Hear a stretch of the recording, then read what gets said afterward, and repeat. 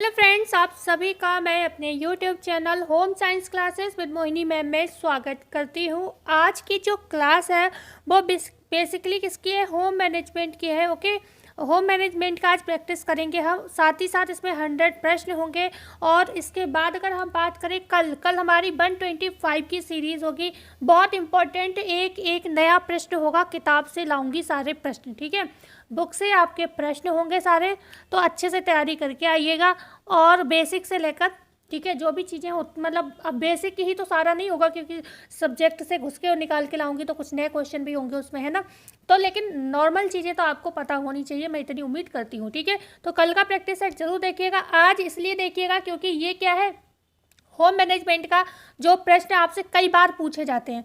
और अभी भी इससे कम से कम अगर मैनेजमेंट से प्रश्न बनेंगे तो 4, 5, 6 प्रश्न इसी से पूछे जाएंगे, मुझे पूरी उम्मीद है। क्योंकि ये जो है ना, जो क्वेश्चन यहाँ पर है, ये पूरा मैनेजमेंट का सार है, आप ये कह सकते हो। ठीक है, और इस हूबहू प्रश्न हो सकता है ऐसे ही मिले जैसे कि आपको हम यहाँ पर दे रहे हैं, तो बिल्कुल अच्छे से। बेशक इनमें से बहुत से प्रश्न आपने पहले भी सॉल्व किए होंगे, क्योंकि उसी बुक से हैं जिस बुक से मैंने अभी तक आपको कराया। तो ये एक तरीके से आपकी रिवीजन क्लास भी हो सकती है, तो बिल्कुल क्लास को छोड़िएगा नहीं। और कल की जो वीडियो आप लोगों ने अधूरी देखी है, सभी बच्चों ने थोड़ा थोड़ा देखकर छोड़ दिया, कुछ बच्चों ने देखी होगी पूरी। तो मैं बता दूं, कल मैंने जो एक्सटेंसिव एजुकेशन की क्लास दी थी, लास्ट के क्वेश्चन बहुत इंपॉर्टेंट थे। स्टार्टिंग के कुछ हलवा क्वेश्चन थे, बेसिक क्वेश्चन थे। ठीक है, क्योंकि कुछ प्रश्न ऐसे आते हैं एक्सटेंसिव एजुकेशन में जो नॉर्मल होते हैं, तो उस तरीके के प्रश्न थे, तो आप लोगों ने शायद उसको वैसा ही समझ के छोड़ दिया। लास्ट के क्वेश्चन बहुत अच्छे थे। ठीक है, तो कोई बात नहीं, अगर समय हो तो कल देख लीजिए, उस कल वाली वीडियो को भी देख लीजिएगा। ठीक है, एक बार वीडियो को उम्मीद करते हैं सभी लोग शेयर कर देंगे, और नए आए हो तो चैनल को सब्सक्राइब कर देंगे और लाइक अवश्य करेंगे। क्वेश्चन बन है, बात बेवजह की नहीं होगी, क्योंकि 100 क्वेश्चन है, टाइम लगेगा। ओके, आधुनिक प्रबंधन के जनक कहा जाता है? ग्रॉसहैम कैंडल को, इरीन ओपनहीम को, हेनरी फ्योल को, या उपयुक्त सभी को? तो आप जानते हो, गृह प्रबंधन के जनक की अगर हम बात करें तो हम किसे कहते हैं? हेनरी फ्योल को कहते हैं। ठीक है, हेनरी फ्योल को कहते हैं। इरीन ओपनहीम वो व्यक्ति हैं जिन्होंने, एक तो बात हो गृह प्रबंधन की, अगर गृह प्रबंधन की, तो इन्होंने संस्कृति की जड़ कहा है। ठीक है, दूसरा इन्होंने एक चीज़ और दी है, संस्कृति की जड़ कहा है प्रबंधन को। साथ ही साथ इन्होंने एक चीज़ और दी है, जो आप पारिवारिक जीवन चक्र की अवधारणा पढ़ते हो ना, तो इन्होंने 4 तत्व पारिवारिक जीवन चक्र की अवधारणा में दिए हैं। ठीक है, ध्यान रखिएगा, अगर पूछा जाए पारिवारिक जीवन चक्र की अवधारणा में इरीन ओपनहीम ने कितने तत्व बताए हैं, तो 4 बताए हैं। ध्यान रखिएगा, तो इनका संबंध पारिवारिक जीवन चक्र की जो अवधारणा, जो आपके मैनेजमेंट का बहुत इंपॉर्टेंट टॉपिक है। ठीक है, उससे उसमें भी ये कोरिलेट करते हैं, मतलब संबंधित है उससे भी। ओके, तो यहाँ पर आपका सी ऑप्शन सही था। क्वेश्चन 2 है, प्रबंधन में POLC ढांचा किसे कहा जाता है? क्या योजना बनाना व उसे संगठित करना? ठीक है, नेतृत्व करना, नियंत्रित करना, या उपयुक्त सभी? P फॉर क्या होगा? प्लानिंग हो जाएगा। ठीक है, O फॉर क्या होगा? ऑर्गेनाइजेशन हो जाएगा। L फॉर क्या हो जाएगा? लीडरशिप हो जाएगा। ठीक है, नेतृत्व करना। ठीक है, और C फॉर कंट्रोलिंग। तो सारे ही हैं, डी ऑप्शन बिल्कुल आपका सही हो जाएगा। Okay, D for dangerous. Okay, D for dangerous हो गया, प्रश्न बहुत डेंजरस है, क्योंकि P फॉर प्लानिंग, ओके, योजना बनाना, O for organization, L for नेतृत्व करना, लीडरशिप, और C फॉर कंट्रोलिंग। तो डी ऑप्शन यहाँ पर सही था। बात करते हैं क्वेश्चन नंबर 3 की। मारिया पालोआ ने गृह प्रबंधन शब्द का प्रयोग सर्वप्रथम कब किया था? 1840 में, 1850 में, 1870 में, 1880 में। और कल की जो प्रैक्टिस सेट होगी उसमें बहुत ही इंपॉर्टेंट, मैं बहुत सारी योजनाओं के प्रश्न लेकर आऊँगी, और मैंने इस तरीके से फ्रेमिंग की है कि आपके एक ही प्रश्न में कम से कम 4 क्वेश्चन आपके सेट हो जाएंगे। ठीक है, तो कल की क्लास बहुत महत्वपूर्ण होगी, इंतजार करिएगा। नए आए हो तो वीडियो को सब्सक्राइब कर लीजिएगा, जिससे कल का आपको क्लास पहले से पहले मिल जाए। ठीक है, तो डी ऑप्शन यहाँ पर सही हो जाएगा। मारिया पालोआ जो थी, इन्होंने गृह प्रबंधन शब्द का प्रयोग सबसे पहले किया था, ये ध्यान रखिएगा। ठीक है, कब किया था? 1880 में किया था।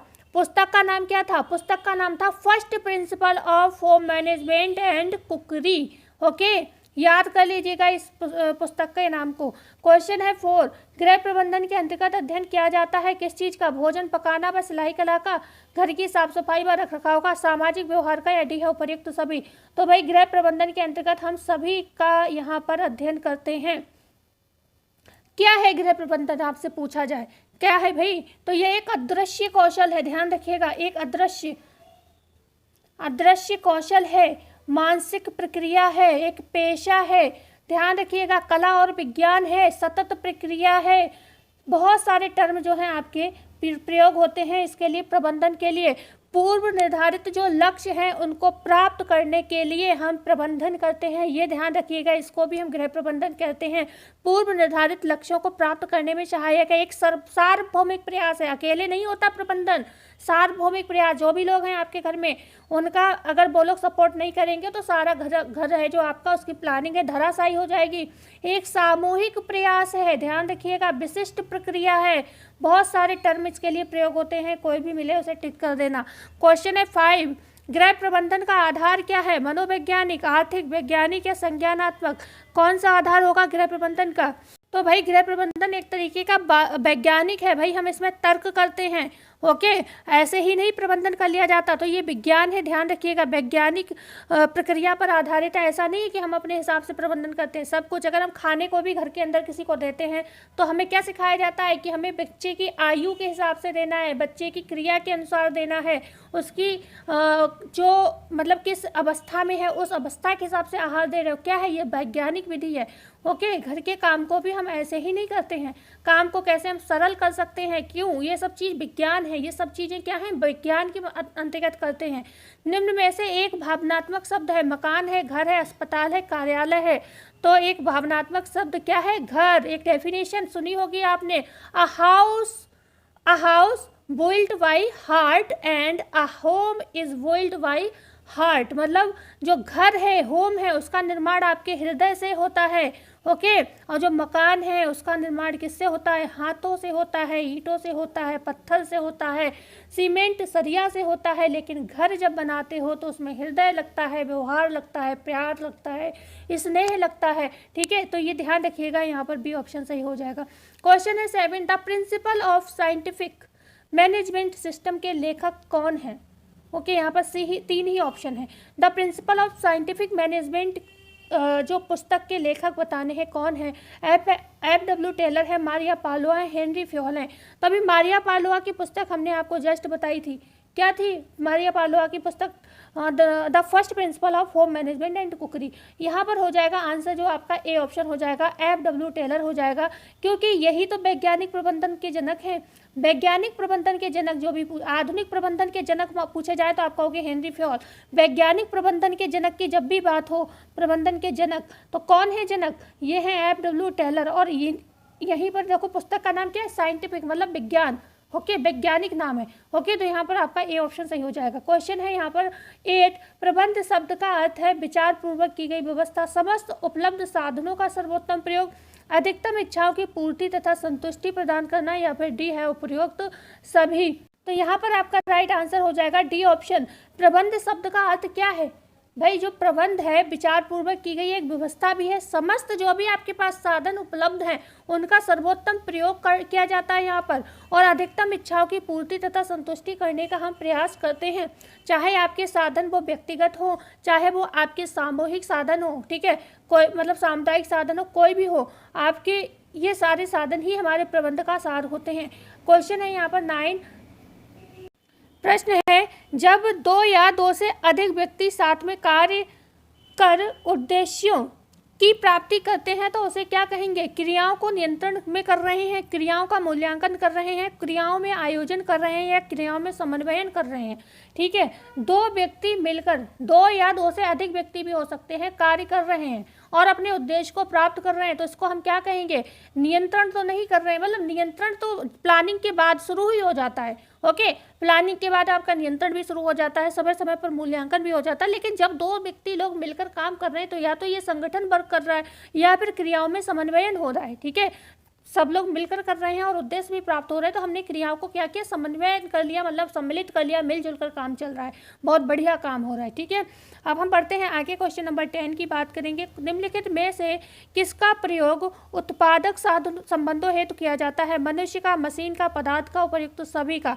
मनुष्य, मशीन, पदार्थ, धन, ये सभी चीज़ें क्या होती हैं? उत्पादक संबंधों हेतु प्रयोग की जाती हैं। बिना इनके आप कोई उत्पादन नहीं कर सकते। मनुष्य के बिना मशीन नहीं चल सकती, भाई मशीन चलाने को भी मनुष्य चाहिए ही चाहिए, और इस मशीन का प्रयोग जब मशीन का प्रयोग करोगे, जैसे आप मिक्सचर से आप मसाला पीसोगे तो पदार्थ क्या है, मसाला है भाई, लहसुन प्याज हो सकता है, ठीक है, ओके। और ये जो मिक्सचर ग्राइंडर आप खरीद कर लाए हो, कहाँ से लाए हो भाई, धन लगा होगा, इसके लिए पैसे लगे होंगे, ठीक है। तो यहाँ पर डी ऑप्शन सही हो जाएगा। ओके, बढ़ते हैं आगे। क्वेश्चन नंबर 11 है भाई, एक बार सभी लोग वीडियो को लाइक कर देंगे, और जो भी नए मित्र हमसे जुड़ रहे हैं, हम सभी से स्पेशली ये रिक्वेस्ट करेंगे, हमारे चैनल को ज़्यादा से ज़्यादा शेयर कीजिए, ज़्यादा से ज़्यादा, क्योंकि हम आप लोगों की इसी एक्टिविटी पर डिपेंड है। हम कोई अपना यहाँ पर कोर्स लॉन्च नहीं करते हैं, हम कोई PDF नहीं बेच रहे हैं, हम कुछ भी नहीं कर रहे हैं, बस हम इसी पर डिपेंड हैं। आप जितने ज़्यादा हमारे चैनल से लोगों को जोड़ सकते हैं, ठीक है। तो क्वेश्चन है 11, प्रबंधन की सबसे सामान्य व प्रचलित अवधारणा कौन सी है? इसके अंतर्गत मिलकर कार्य किया जाता है, इसके अंतर्गत व्यक्ति द्वारा व्यक्ति के साथ क्रिया संपन्न की जाती है, इसके अंतर्गत कार्य को समेट कर किया जाता है, इसमें सहयोग की आवश्यकता होती है। तो इसके अंदर क्या होता है भाई, प्रबंधन के अंदर क्या होता है, इसके अंतर्गत व्यक्ति द्वारा व्यक्ति के साथ क्रिया संपन्न की जाती है। भाई संगठन का बहुत महत्वपूर्ण रोल है। बेशक संगठन को 1861 में जोड़ा गया, ठीक है, 1861 में जोड़ा गया, क्योंकि स्टार्टिंग से जो ग्रॉस एवं कैंडल इन सब का जो चल रहा था प्रबंधन, उसमें यही था, आयोजन करना, नियंत्रण करना और मूल्यांकन करना। संगठन नहीं था, लेकिन 1861 में हमने ऑर्गेनाइजेशन शब्द को जोड़ा, संगठन शब्द को जोड़ा। क्यों जोड़ा? क्योंकि इसकी आवश्यकता थी। बिना संगठन के हम कोई काम कर ही नहीं पाते हैं। हम लोग कितना भी अच्छा कोशिश कर लें, लेकिन घर में कोई उंगली करता रहे बार बार, तो वो आपका काम सफल नहीं हो पाता है, ठीक है ना, कहीं ना कलह कलेश ही हो जाती है। तो यहाँ पर बी ऑप्शन सही हो जाएगा। बढ़ते हैं आगे, क्वेश्चन नंबर 12 की बात करेंगे। गृह प्रबंधन एक प्रक्रिया है, अदृश्य, संरचनात्मक, रचनात्मक या विशाल। तो आप सभी जानते हो, अभी हमने क्या कहा था, गृह प्रबंधन एक अदृश्य मानसिक प्रक्रिया है, ठीक है, एक पेशा है, ठीक है, एक व्यवसाय है, एक सतत प्रक्रिया है, एक सार्वभौमिक प्रक्रिया है, ठीक है, व्यवसाय है, ठीक है, सतत प्रक्रिया है। मतलब इतनी बार बोल दिया है, आपको समझ आ ही गया होगा। ए ऑप्शन सही था। क्वेश्चन है यहाँ पर 13, गृह व्यवस्था डैश क्वेश्चन मार्क, मतलब आपको क्या यहाँ पर फिल करना होगा। सभी देशों में पाई जाती है, सबसे अधिक सर्वव्यापी व्यवसाय है, अधिकांश व्यक्ति इसमें लगे रहते हैं, और निम्न में से सभी। ये बात कही किसने है, कोई हमें ये बता सकता है कि गृह व्यवस्था सभी देशों में पाई जाती है, सबसे अधिक सर्वव्यापी यह व्यवसाय है, और अधिकांश व्यक्ति इसमें लगे रहते हैं। डी ऑप्शन सही है। ये बात किसने कही है, क्या हमें कोई बता सकता है? ओके, तो ये बात जो है आपके गुड जॉनसन ने कही है, ध्यान रखिएगा। ओके, तो ये तो गुड जॉनसन ने कहा, हमने बता दिया, लेकिन मैं बार बार एक चीज़ बोल रही हूँ कि गृह व्यवस्था क्या है, एक मानसिक प्रक्रिया है। ये बात किसने कही है कि गृह व्यवस्था एक मानसिक प्रक्रिया है? तो ये बात कही थी ग्रॉस एवं कैंडल ने, ये भी ध्यान रखिएगा। ग्रॉस एवं कैंडल ने क्या कहा कि गृह व्यवस्था एक क्या है, मानसिक प्रक्रिया है, ओके। एवं क्रैंडल होगा ना, क्रॉन्डल लिख दिया मैंने। क्रैंडल ने क्या कहा है कि गृह व्यवस्था क्या है, एक मानसिक प्रक्रिया है, ओके, जिसमें पारिवारिक साधनों का उपयोग करके आयोजन, नियंत्रण और मूल्यांकन के द्वारा पारिवारिक लक्ष्यों को प्राप्त किया जाता है, ठीक है। आयोजन, नियंत्रण, मूल्यांकन, 3 ही शब्दों का प्रयोग किया है, लेकिन संगठन का प्रयोग नहीं किया था, ओके। तो 1961 में इसको प्रयोग किया गया। क्वेश्चन है यहाँ पर 14, गृह व्यवस्था पारिवारिक जीवन चक्र में कौन सा पक्ष है? गत्यात्मक पक्ष है, प्रशासनात्मक है, ए और बी दोनों, या डी है केवल? बी ऑप्शन सही होगा। तो यहाँ पर आपका सी ऑप्शन बिल्कुल सही हो जाएगा, ठीक है, सी ऑप्शन सही हो जाएगा। जो गृह व्यवस्था है पारिवारिक जीवन चक्र में गत्यात्मक भी है और प्रशासनात्मक भी है, दोनों ही सही हो जाएंगे। बात करते हैं क्वेश्चन नंबर 15, गृह व्यवस्था वह मानसिक प्रक्रिया है जिसमें आयोजन, नियंत्रण व मूल्यांकन शामिल है। यह कथन किसने, अच्छा आंसर तो मैंने अभी बता दिया आपको, मुझे ध्यान ही नहीं रहा, ये प्रश्न डाल चुकी हूँ। ग्रॉस एवं कैंडल का, निखिल एवं डॉर्सी का, राजमल पी देवदास का, निम्नलिखित में से कोई नहीं। तो गृह व्यवस्था एक वह मानसिक प्रक्रिया है जिसमें आयोजन, नियंत्रण और मूल्यांकन शामिल है। ये कथन जो है आपके ग्रॉस एवं कैंडल का अभी बताया। राजमल पी देवदास ने क्या कहा है, बांध कहा है, गृह व्यवस्था को बांध कहा है, ध्यान रखिएगा। और एक डेफिनेशन जो है निखिल एवं डॉर्सी की भी मुझे याद आ रही, बहुत इंपॉर्टेंट है, जो थी किससे, नियंत्रण से संबंधित थी, ठीक है, नियंत्रण से संबंधित थी। और नियंत्रण में इन्होंने बोला कि जो नियंत्रण है एक यंत्र के समान है। नियंत्रण कैसा है, एक यंत्र के समान बताया इन्होंने, किसने, निखिल एवं डॉर्सी ने। और कहा ये योजना को इच्छित परिणामों तक पहुंचने हेतु दिशा प्रदान करता है, ठीक है। तो नियंत्रण को यंत्र शब्द पकड़ना किसने कहा है, निखिल एवं डॉर्सी ने कहा है, और यंत्र के समान बताया है नियंत्रण को, और साथ ही साथ क्या कहा, योजना को इच्छित परिणामों तक पहुंचने हेतु दिशा प्रदान करता है। आप यंत्र भी पकड़ लोगे ना तो भी आपको आंसर याद आ जाएगा कि मोहिनी मैम ने, अच्छा, क्रियाशील यंत्र ग्रॉस एवं कैंडल ने कहा है किसको, मैनेजमेंट को तो थोड़ा कन्फ्यूज़न हो सकता है, लेकिन ये थोड़ी बड़ी डेफिनेशन है निखिल एम डॉर्सी की, तो आप ऐसे भी पहचान सकते हो। ठीक है, दोनों का अंतर कर सकते हो, क्योंकि इतना हिंट तो मैंने दे ही दिया। ओके, बात करते हैं क्वेश्चन नंबर 16 की। गृह प्रबंधन को व्यावहारिक विज्ञान किसने कहा है? कोर्टिजन ने, ग्रॉसमैन केंडल ने, देवदास ने या इरीन ओपनहीम ने? तभी हमने बताया देवदास ने तो क्या कहा है? बांध कहा है। ठीक है, और इन्होंने क्रियाशील यंत्र कहा है। तो कौन बचा? कोर्टिजन बचा ना, कॉर्टिजन जी बचे ना। तो यहाँ पर कॉर्टिजन है, इन्होंने व्यवहारिक विज्ञान भी कहा है, और इन्होंने कहा था, याद करना मैंने आपको पहले ही बताया था कि गृह व्यवस्था का मापन नहीं किया जा सकता। ओके, नहीं किया जा सकता, इन्होंने ऐसा बोला था। ओके, बढ़ते हैं आगे। क्वेश्चन है 17। गृह प्रबंधन को क्रियाओं का चक्र कहा है? निखिल एवं डॉर्सी ने, कॉर्टिजन ने, लिचफील्ड ने, उपयुक्त सभी ने। गृह व्यवस्था को, गृह प्रबंधन को क्रियाओं का चक्र किसने कहा है? तो ये कहा है किसने? लिचफील्ड ने कहा है। ठीक है, लिचफील्ड ने कहा है। ओके, लिचफील्ड ने कहा है। कॉर्टिजन के भी हमने बताया, व्यवहारिक विज्ञान कहा है। निखिल एवं डॉर्सी की भी हमने बताया था। इन्होंने नियंत्रण के लिए क्या बताया था? एक यंत्र बताया है जो इच्छित परिणामों तक हमें पहुंचने में दिशा प्रदान करता है। ठीक है, तो यहाँ पर सी ऑप्शन सही था। क्वेश्चन है यहाँ पर 18। किसने कहा है कि गृह व्यवस्था को नापा नहीं जा सकता? इरीन ओपनहीम ने, कॉर्टिजन ने, ए और बी दोनों या केवल ए? तभी हमने बताया आपको, कॉर्टिजन ने कहा है कि गृह व्यवस्था का मापन संभव नहीं है, क्योंकि इरीन और ओपनहीम ने तो संस्कृति की जड़ ही कहा है। ठीक है, संस्कृति की जड़ कहा है। बात यह है ना, ये प्रश्न आपको याद हो जाने चाहिए, रट जाने चाहिए। ओके, क्वेश्चन है 19। विभिन्न विकल्पों में से महत्वपूर्ण विकल्प का चुनाव करना। नियंत्रण, मूल्यांकन, आयोजन या संगठन क्या है? आपके पास बहुत सारे विकल्प हैं और आपको क्या करना है? एक उपयुक्त विकल्प चुन लेना है। तो ये किस में करते हो आप इसे करते हो आयोजन में। ठीक है, आयोजन में ही तो करते हो। ओके, ठीक है, आयोजन में ही करते हैं। आगे अगर हम बात करते हैं, अच्छा, आयोजन, नियंत्रण, मूल्यांकन को थोड़ा समझ लेना जरूरी है। सबसे पहले है नियंत्रण आपका। तो नियंत्रण की अगर हम बात करें, ठीक है, नियंत्रण क्या करता है? तो योजना को ये क्रियान्वित करता है। ठीक है, योजना को क्रियान्वित करता है, ध्यान रखिएगा, क्रियान्वित करता है।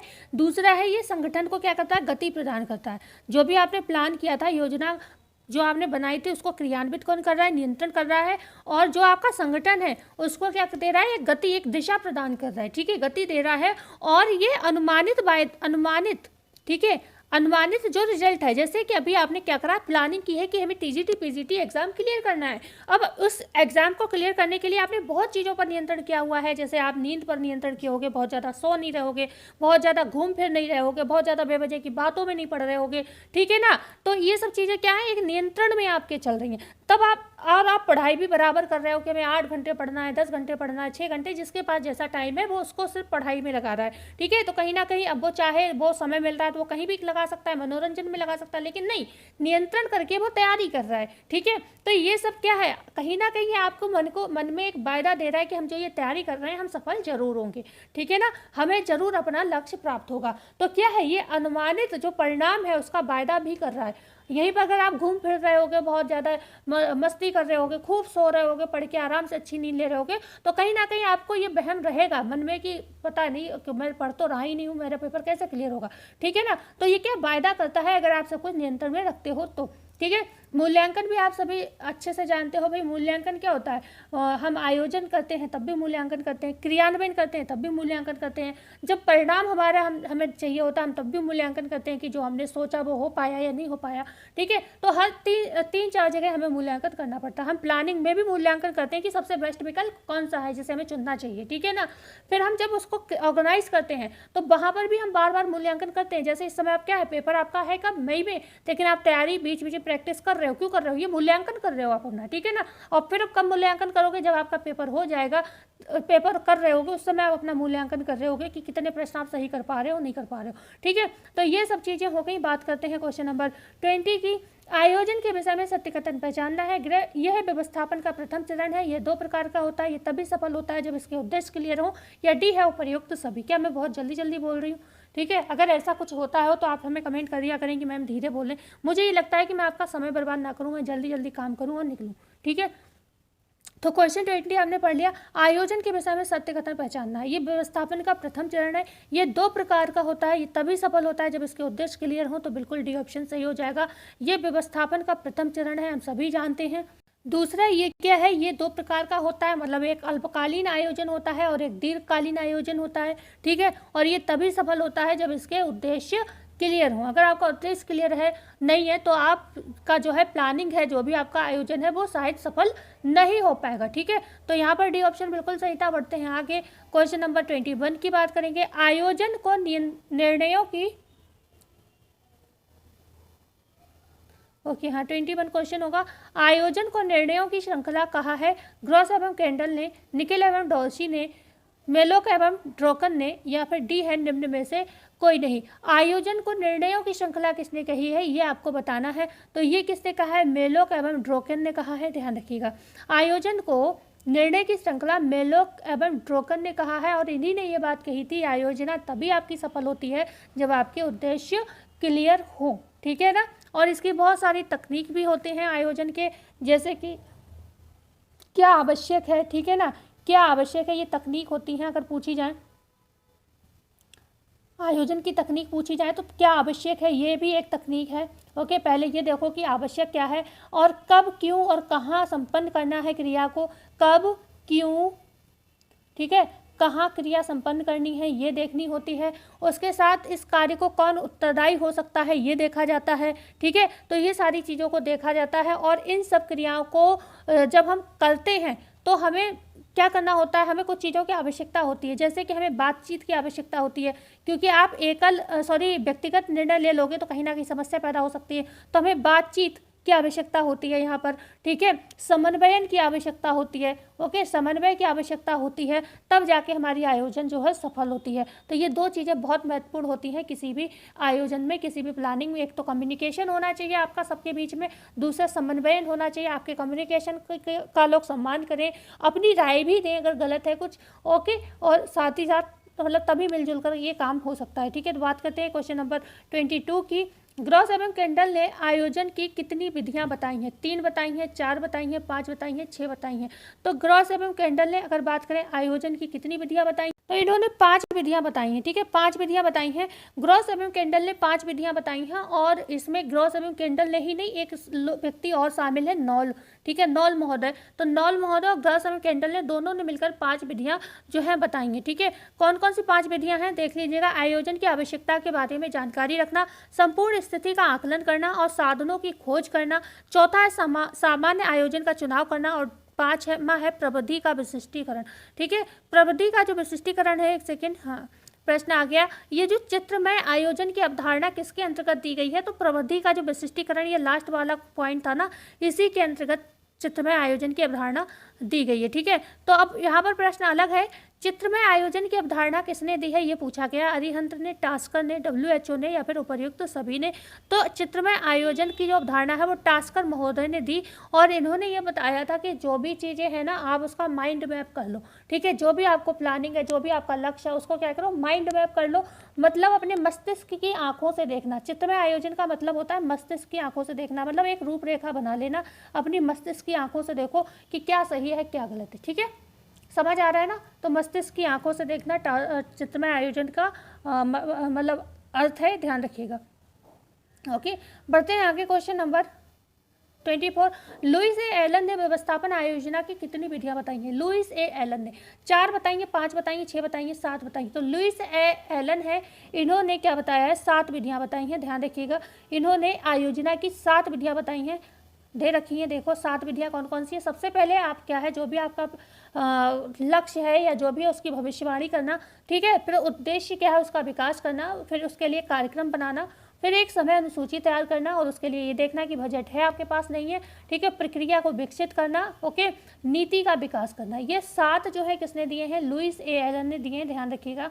ये प्रश्न पूछे जा सकते हैं, याद रखो इन चीज़ों को, क्योंकि ये कोई ज़्यादा अंदर की चीज़ नहीं है, ये ऊपरी तौर पर है। कम से कम आयोग डीपली थोड़ा बहुत जाएगा तो इन प्रश्नों को जरूर पूछेगा। ठीक है, तो 7 विधियाँ बताई हैं लुईस ए एलन ने, ध्यान रखिएगा। ठीक है, ओके। क्वेश्चन है यहाँ पर 25। आयोजन का महत्व है अनिश्चितता को दूर करना व उद्देश्यों पर बल केंद्रित करने के लिए, मितव्ययता के लिए, नियंत्रण के लिए, उपयुक्त सभी के लिए। तो बिल्कुल आयोजन का महत्व हमारे जीवन में इन सभी कार्यों के लिए है। ओके, हम अनिश्चितता को दूर करते हैं, मतलब हमें ये लगता है कि हम अगर आयोजन करेंगे, सही से प्लानिंग करेंगे तो हमारा उद्देश्य जो है उस पर हम बल केंद्रित कर पाएंगे। ठीक है, मितव्ययी रहता है, सबको सोच समझ के करो तो मितव्ययता होती है ना। बिना सोचे समझे करोगे तो कभी इधर कभी उधर भटकते रहोगे और और नियंत्रण में भी चीज़ें हो जाती हैं। तो यहाँ पर डी ऑप्शन सही हो जाएगा। ठीक है, बढ़ते हैं आगे। क्वेश्चन नंबर 26 की बात करते हैं। क्वेश्चन है 26, आयोजना बनाते समय उद्देश्यों पर बल केंद्रित करना आवश्यक है, क्योंकि आकस्मिक समस्याओं को हल करने के लिए, भविष्य की योजनाओं पर ध्यान देने के लिए, समय समय पर उद्देश्यों की प्राप्ति के संशोधन के लिए। डी है उपर्युक्त सभी। तो हम आयोजन जब भी बनाते हैं तो क्या करते हैं, आकस्मिक समस्याओं को भी हल करते हैं। भाई आकस्मिक क्या समस्या है, सबसे पहले हम क्या कहते हैं ना, कोई भी प्लानिंग है तो वो उसमें लोचशीलता भी होनी चाहिए। भाई आप उस पर अग्रसर रहो, है ना, मतलब वो काम पूरा करने के लिए हमेशा तत्पर रहो, वो बात अलग है, लेकिन लोचशील हर चीज़ होनी चाहिए कि अगर आवश्यकता कोई आ जाए तो हम उसमें परिवर्तन कर सकें। ठीक है ना, तो यहाँ पर आकस्मिक समस्याओं को हल करना, ओके, और भविष्य की योजनाओं पर भी हम ध्यान देते हैं प्लानिंग करते समय, और समय पर उद्देश्यों की प्राप्ति के लिए हम संशोधन भी करते हैं। ठीक है, अब जैसे अभी हम लोग तैयारी कर रहे हैं, लेकिन बीच में क्या होता है, हमारी पढ़ाई डिस्टर्ब हो जाती है, तो क्या हम उसके लिए कुछ हम बेवजह की कोई क्रिएटिविटी थोड़ी ना करते हैं, भाई एडजस्ट करते हैं उस समय भी। ठीक है, तो उद्देश्यों की प्राप्ति के लिए संशोधन भी करते हैं। भाई कोई गेस्ट आ गया, कोई समस्या हो गई, घर में कोई बीमार हो गया, तो ये थोड़ी ना है कि घर में सामने कोई व्यक्ति बीमार पड़ा और हम लगे हैं किताबों में अपने, तो हमने एडजस्ट भी किया उस हिसाब से। तो ये सब चीज़ें क्या हैं, भाई सब कुछ घर से ही संबंधित है। आपके घर है, व्यवसाय है, ऑफिस है, कॉलेज है, हर जगह ये प्रबंधन ऐसे ही काम करता है। ठीक है, ऐसा नहीं है कि ये किसी विशेष क्षेत्र में लागू होता है। तो डी ऑप्शन यहाँ सही था। क्वेश्चन है 27, आयोजन के विभिन्न आयाम दिए हैं किसने, चर्चिल द्वारा, ली ब्रेटन द्वारा, एंजल द्वारा, या फिर उपर्युक्त सभी द्वारा। तो जो आयोजन के आयाम अगर पूछे जाए कि आयोजन के आयाम किसने दिए हैं, तो ये ली ब्रेटन ने दिए हैं। ठीक है, आयोजन के आयाम किसने दिए हैं, ली ब्रेटन ने दिए हैं, ध्यान रखिएगा। अच्छा, इसमें आयोजन के आयाम मैंने नहीं डाले हैं, जिसमें अगर आयाम की अगर हम बात करें कौन कौन से हैं, तो सबसे पहले एक है जटिलता। ठीक है, जटिलता दिया है इन्होंने। दूसरा दिया है कि आकार होना चाहिए, कोई भी प्लानिंग है उसका आकार होना चाहिए। ठीक है, और महत्व का होना चाहिए। ठीक है, बिना महत्व के तो हर चीज़ बेकार है। ओके, महत्व का होना चाहिए।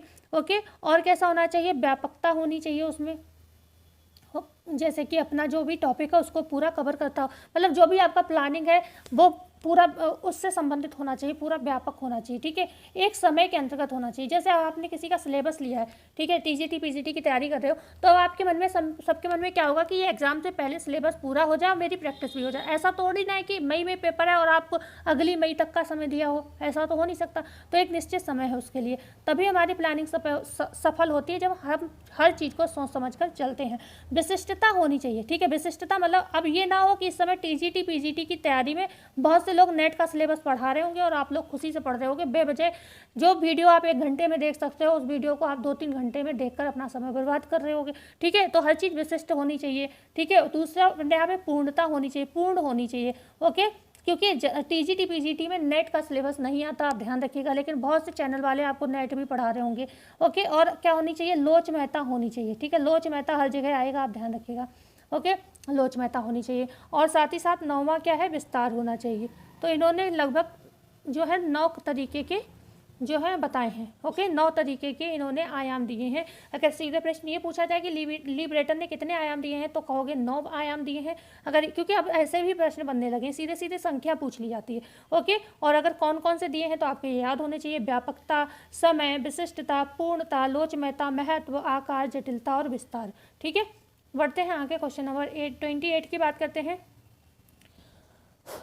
आयोजन का वर्गीकरण किया जा सकता है उपयोग के आधार पर, समय अवधि के आधार पर, स्तर के आधार पर, या उपर्युक्त सभी के आधार पर। तो आयोजन का हम वर्गीकरण जब भी करते हैं तो हम इन सभी के आधार पर करते हैं, उपयोग के आधार पर भी करते हैं, ओके, समय अवधि के आधार पर भी करते हैं, और स्तर के आधार पर भी हम आयोजन करते हैं। अगर हम बात करते हैं उपयोग के आधार पर, तो ये 2 तरीके के होते हैं। एक होता है आपका एकल उपयोग आयोजन, ओके, और दूसरा कौन सा होता है, दोहराए जाने वाले आयोजन। जैसे एकल उपयोग आयोजन, जैसे शादी विवाह हो गया, किसी का विवाह बार बार थोड़ी ना होता है, छुट्टी के लिए हम यात्रा पे कहीं गए, तो ये सब क्या है, ये एकल उपयोग है। जरूरी थोड़ी ना हर बार छुट्टी हो और हर बार आप घूमने ही जाओगे। ओके, लेकिन दोहराए जाने वाले जैसे कि आपके जन्म दिवस हो गया, कथा हो गया, त्यौहार हो गए, ये सब क्या है, हर साल होली आपकी पिछली बार भी आई थी, इस बार भी आ रही, तो ये क्या दोहराए जाने वाले आयोजन हो गए। समय अवधि के आधार पर भी आप जानते हो, जैसे दीर्घकालीन आयोजन हो गए, अल्पकालीन आयोजन हो गए, ये हमने कई बार पढ़ा भी है। स्तर के आधार पर जो होते हैं आयोजन 3 तरीके के होते हैं, और कौन कौन से, एक तो मुख्य आयोजन होता है। ठीक है, मुख्य आयोजन होता है। दूसरा कौन सा होता है, दूसरा आपका होता है क्रियात्मक आयोजन, क्रियात्मक होता है। ओके, और एक होता है तीसरा जो कि दिन प्रतिदिन हम कुछ ना कुछ नया हो जाता है लाइफ में, तो दिन प्रतिदिन जो हम प्लानिंग करते रहते हैं वो वाला हो जाता है। ठीक है, तो ये आपको आई होप पता ही होंगे। बढ़ते हैं आगे। डी ऑप्शन यहाँ पर सही था, सभी सही थे। क्वेश्चन है 29, निम्नलिखित में से दोहराए जाने वाले आयोजन कौन से हैं? जन्म दिवस, कथा, त्योहार, उपर्युक्त सभी। तो अभी हमने बताया ये सभी हो जाएंगे। डी ऑप्शन आपका बिल्कुल सही होगा। Okay, D for dangerous answer आपका सही होगा। ओके, तो दोहराए जाने वाले आयोजन ये सभी होंगे। बात करते हैं क्वेश्चन नंबर 30, स्तर के आधार पर आयोजन का वर्गीकरण किसने किया?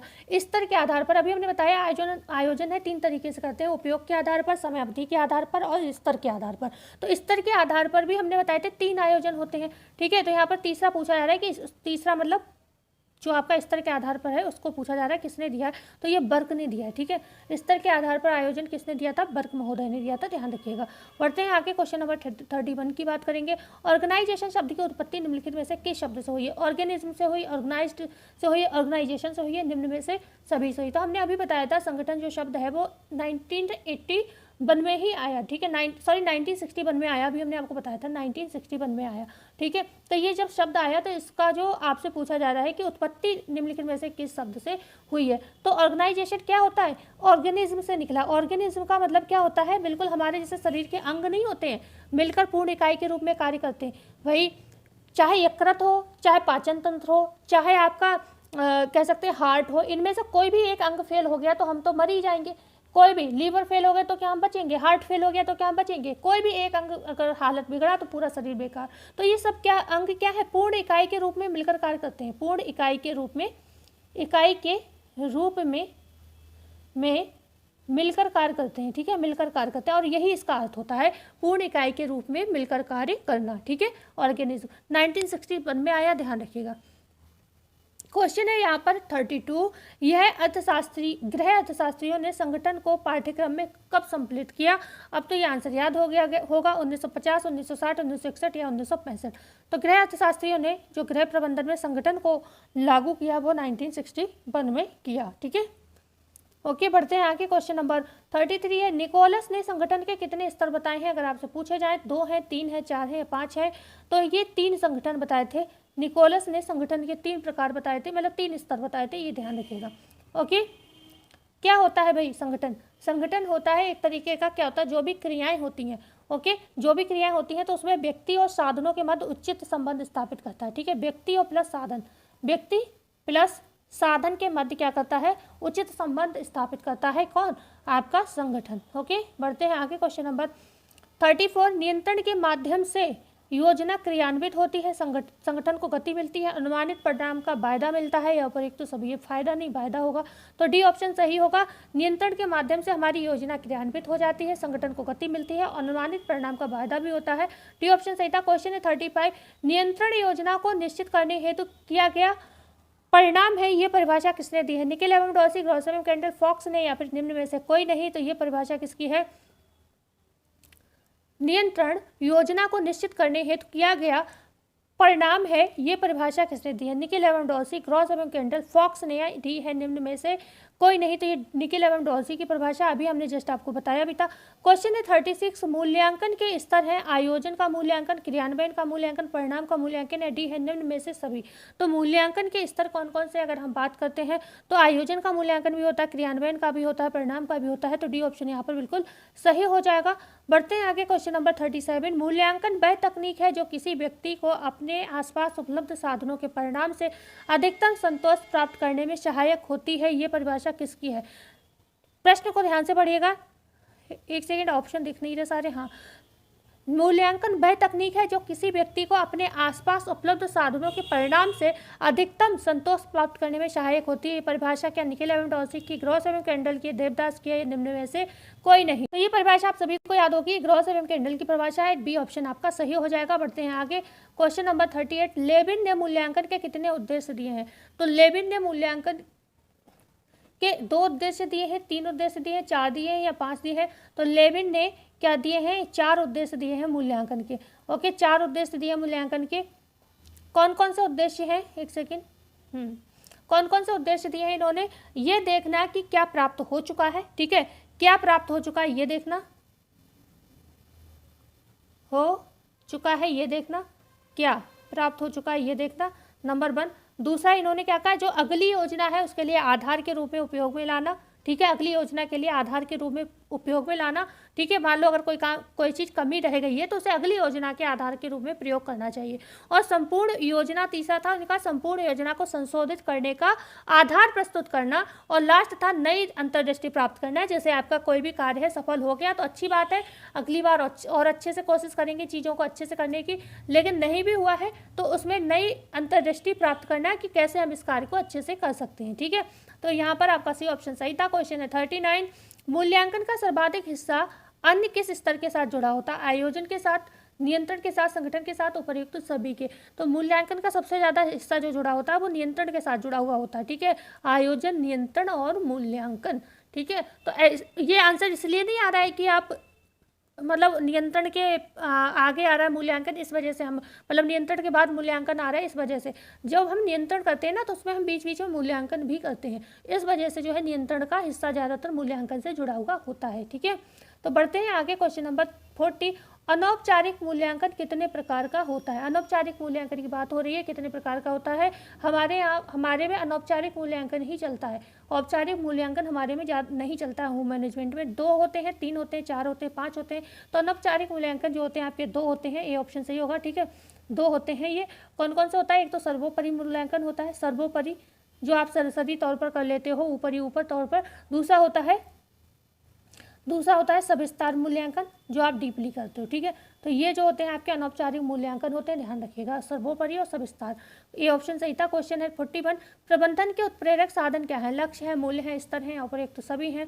ओके, आधे घंटे से तो ज़्यादा की क्लास हो गई भाई, हम सोचते हैं जल्दी जल्दी हो जाए लेकिन टाइम ऐसे ही खिंच जाता है। तो प्रबंधन के उत्प्रेरक साधन लक्ष्य है, मूल्य है, स्तर है, उपयुक्त सभी है, तो बिल्कुल डी ऑप्शन सही होगा, ये सभी है। क्वेश्चन है 42, प्रबंधन के त्रिकोण का केंद्र बिंदु क्या कहलाता है? लक्ष्य कहलाता है, मूल्य कहलाता है, स्तर कहलाता है, निम्न में से सभी।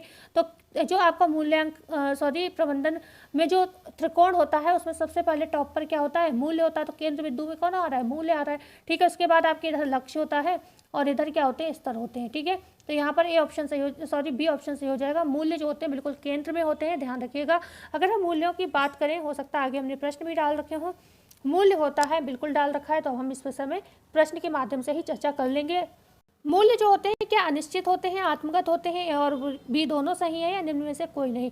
तो हमेशा ध्यान रखिएगा जो मूल्य होते हैं वो क्या होते हैं? अनिश्चित होते हैं, आत्मगत भी होते हैं। तो यहाँ पर बी सी ऑप्शन सही हो जाएगा। और जो मूल्य, लक्ष्य और स्तर होते हैं ये तीनों क्या होते हैं? एक दूसरे से अंतर संबंधित होते हैं, एक के बिना दूसरा बेकार है, ठीक है। अंतर संबंधित होते हैं, ध्यान रखिएगा। अगर पूछा जाए निम्न में से कौन अंतर संबंधित है, तो मूल्य, लक्ष्य, स्तर जो होते हैं एक दूसरे से संबंधित होते हैं, ठीक है। जो इस मूल्य होते हैं, मूल्यों से ही आपके स्तर और लक्ष्यों की उत्पत्ति होती है, यह ध्यान रखिएगा, ओके। ये एक दूसरे से घनिष्ठ रूप से जुड़े हुए होते हैं, ये भी सब चीज़ें मतलब आपको इसके अंतर्गत ध्यान रखनी होगी।